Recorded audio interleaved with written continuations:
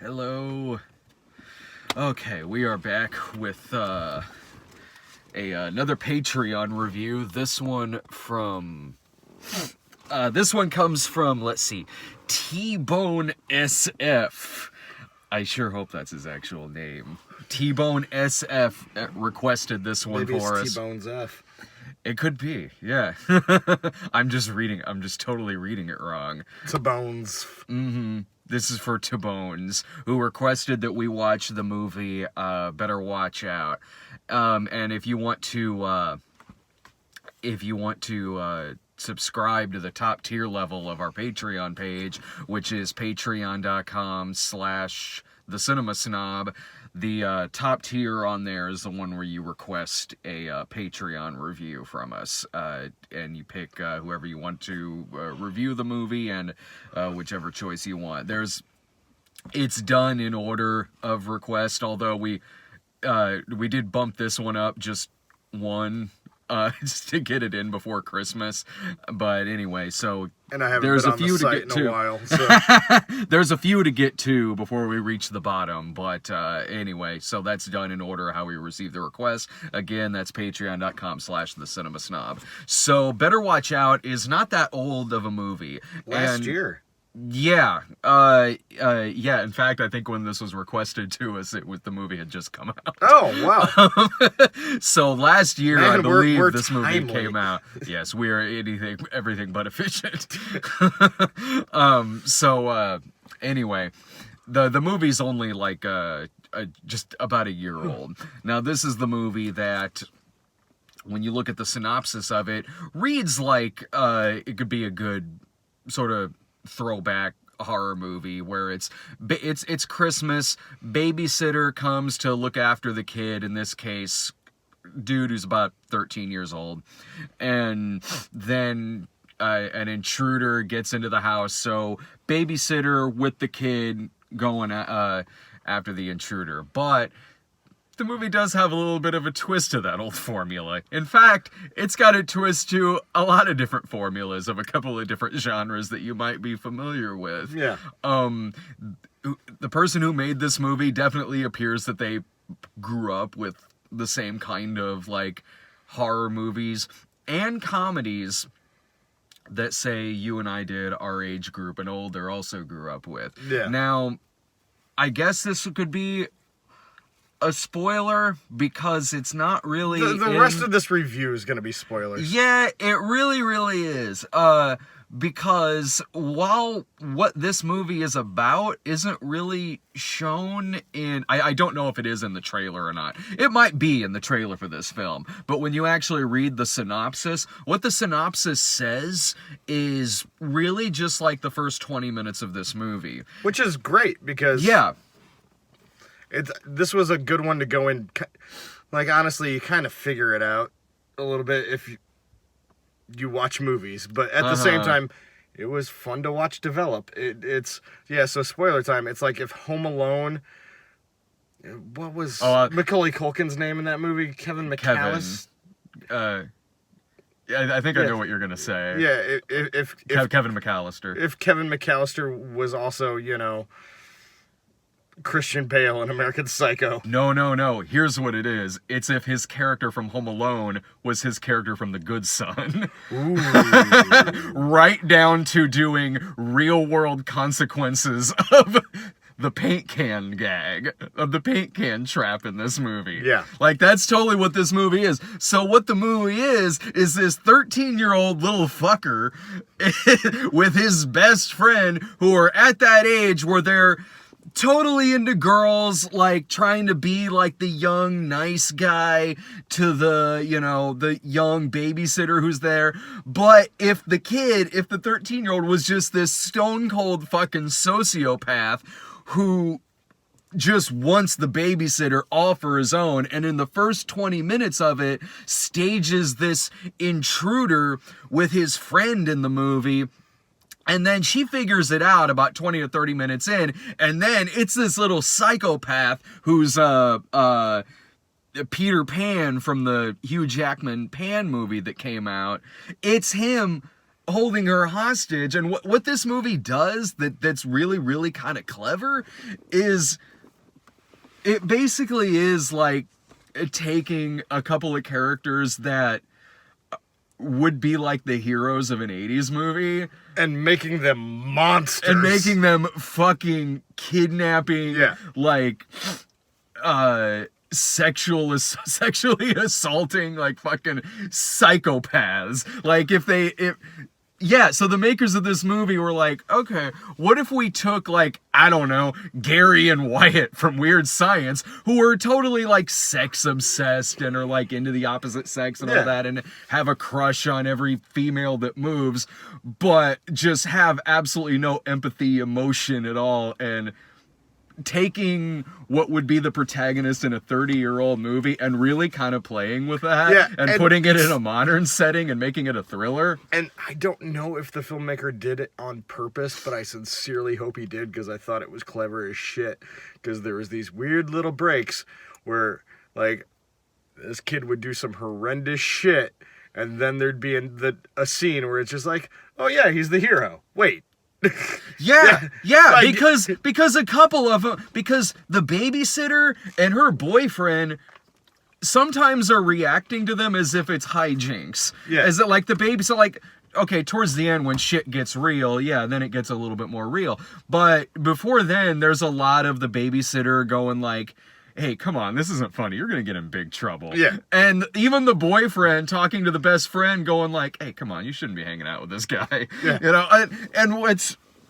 So, the best friend in this movie and the babysitter are both the two kids from The Visit. Which I remember being really good. It is really good. And I like that they're in a double feature where one of them is preying on your fear of old people. Yeah. And the other is, like Sarah was saying inside, preying on your fear of entitled, horn dog, white pubescent...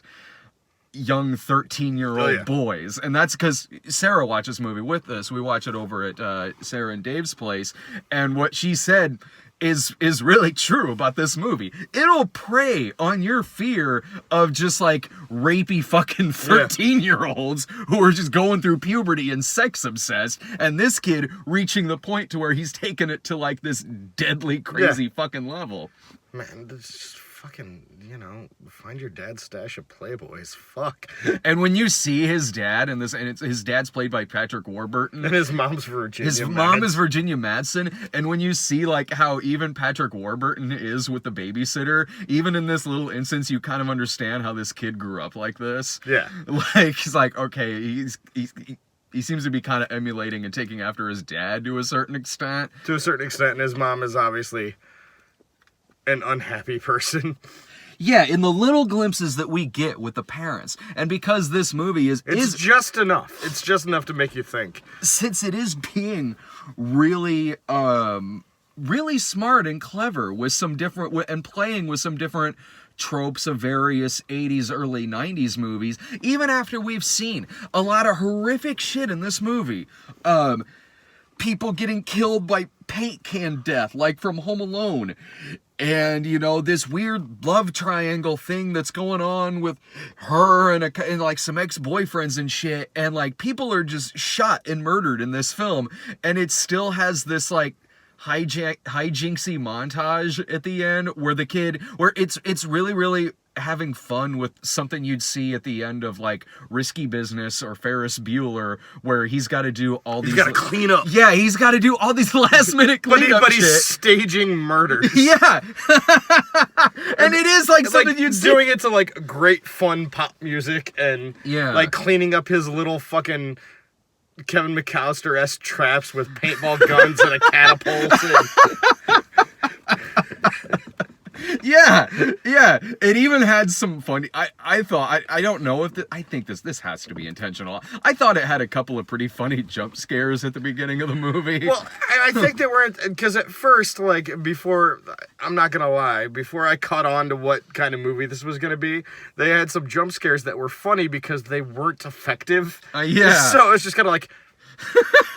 I think that was. I think it was. I'm sure hoping part it was of the joke, intentional. because one of them is the girl standing in front of the landline, and it goes off in her face, like that scared the shit. And another one is she answers the door and turns around, and there's this Santa decoration that just came out of nowhere that's there, and. While that made her jump and was a jump scare, you could hear the sound of the TV that they were watching in the background where they're watching a horror movie, and you could tell that a jump scare happened in that movie in the background. So I had a really, really good time with this movie. I did too. Like, honestly, with, most Patreon movies, I go in dreading it.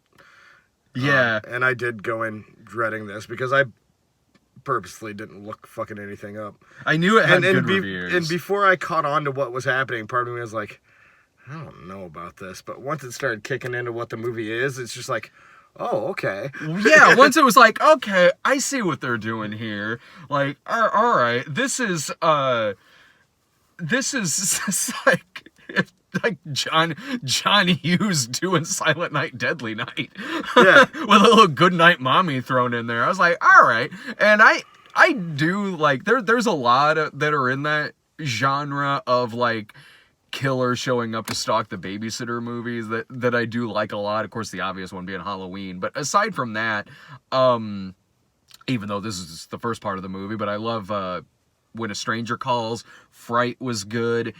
And there is a movie that's from the 80s that's called, I don't know if you ever saw this. It was called Twisted with Christian Slater, where he was a kid in the movie. And that sounds really familiar. I've got a copy of it at home, and he was like a little tiny like serial killer in the movie, stalking this girl who's looking after him. Like this movie was like a better, smarter version of that. Yeah. Like that one that Christian Slater did was like fine, if anything, for the gimmick of seeing young Christian Slater play a killer. I can't remember. I think he's going around like in a suit of armor or shit at the end of that. I can't fuck, or he's got a sword or something. I can't remember. It's been a while since I've seen that one. But this, it's playing with a lot of like really familiar things that you'd see again in like stuff like Home Alone, babysitter horror movies, holiday themed horror movies, and also like sex crazy young people movies of the 80s. But it's really like having fun with a lot of that. It is. It's spinning all of these things together to make this really, really well acted, funny, and also fairly intense movie. Yeah. The kid, Levi Miller, I think that might be his name. The kid from Peter Pan. He is really, his accent slips a couple of times. His accent slips a couple times. But one thing I really liked about his performance, and I know part of it's just because of his age, they have him like screaming in anger a lot. Yeah. And his voice keeps breaking. Oh, yeah. So it's like he's screaming and he's, just killed someone. And it's like, this should be terrifying, but his voice keeps cracking. And it's making me laugh. Because he keeps getting all squeaky. No, he does, because he's throwing tantrums and shit in this movie. And look, he's really good. And he's even creepy even before we find out he's the bad guy in the movie. Yeah. Because he is like getting close with this babysitter, like putting his head on her shoulder and shit, and putting his hand on her leg as they're watching this movie. He is being like creepy young, like nice guy in the movie. Well, and I think part of the point of the movie is that kid doing that. If this movie was filmed in a different way with a different soundtrack and a different mood to it, at least in the era that we grew up in, that would have been behavior that the audience was supposed to root for. You know what I mean? Uh-huh. Yeah, you'd be like, come on, man, you can do it. But you got this, man. You got this, dude. In this, in today's climate, attitudes have changed probably for the better. Now you're sitting there going, oh, dude, come on, man. As much as I still love the movies that we grew up with, as much as I still do. Yeah, but now as a 35-year-old, I do too. Yeah. Like, I still love, like, fucking, Risky Business and fucking Weird Risky Science. Business, I think, still holds up. Revenge of the Nerds. Like, I love all those movies. Yeah. Still.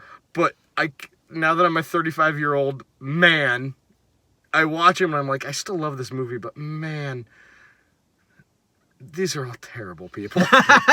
Like, I shouldn't be rooting for them. I really shouldn't. Like, did he literally just give that guy his girlfriend who was drunk? Ooh, not okay. No, I can still go back and rewatch those, but I mean, I understand. Yeah, like, but why we you can't at really, least but, have like, the context of nostalgia to go. No, with it, yeah, certainly, you know? certainly, and I think the people who made this movie do as well. I don't think this movie is made in any kind of like seething hatred for any of those. No, movies. it's obvious. It's obviously they have a love for it. Yeah, but it's also obvious they're like, ooh, yeah, that wasn't cool. How do we play with that? Yeah. No, it does, and I've seen people joke about that before, where they say like, "Oh, this movie should be remade, but as a horror film. This movie should be remade, but as like a thriller." And if you've ever kind of talked about that or joked about that with a movie, with a comedy that's maybe about 30 some years old, you'll like this movie because this movie really does do that, in a very, very humorous way. So I dug it. I really do recommend this movie. So I don't know if it's on. Is this on Netflix or something? I don't know. No idea, but it's worth watching if you can find it. Yeah. So check this. Go to your movie out. local Blockbuster Video. Yeah. If you live, Right, I think there's one left. If you live in most of Illinois, you can go to a Family Video. But Yeah, we still got a bunch of those. But I haven't been in one in years, and I'll go there to rent video games sometimes. Yeah. But no, so thank you to T-Bone SF for recommending good movie. This movie to us. Thank you for recommending something that was good but not torturous. Yeah. Like, I feel like that's what half the people do that request a Patreon movie. They're like, okay, I'm going to give my money. I'm going to make them watch this piece of shit that I hated. Just to watch them squirm. And you know what? I understand it's your money. You do what you want. We take your money and we fucking spend it on shit. So, yeah, sure, we'll watch the movie. But don't be a dick about it. Like, just don't be a dick. I'm fine with that, because then at least, like, it'll be videos that, like... Because, yeah... For every couple of these like requested episodes where it's like, okay, people are, regardless of the movie, it's like, okay, people are, this will be fun to talk about. People will want to watch us talk about this, like this or the Ginger Dead Man or a couple others. But for every couple of those, there's a few where it's like, thanks for the donation. No one's gonna watch us talk about this. Yeah. How come nobody's ever like, well, here's a donation. I wonder what Brad and Dave really think of A Clockwork Orange. I'll do one on A Clockwork Orange. Fuck yeah. So if you honestly, I'd do it for free. Yeah, hell yeah. I watch that movie all the time. Same. It's one of Laura's favorite movies too. So thank you very much again for the donation, and everyone else who's donated on there as well. So if you want to request anything to us, again, that's patreon.com/thecinemasnob. Subscribe to us on there. Over on that's the top tier to request one of these. On the lower ones is where you get like early episodes of Brad Tries and me and Laura's video game show and some other stuff too. So, all right, everyone. Thanks a bunch for watching, and take care.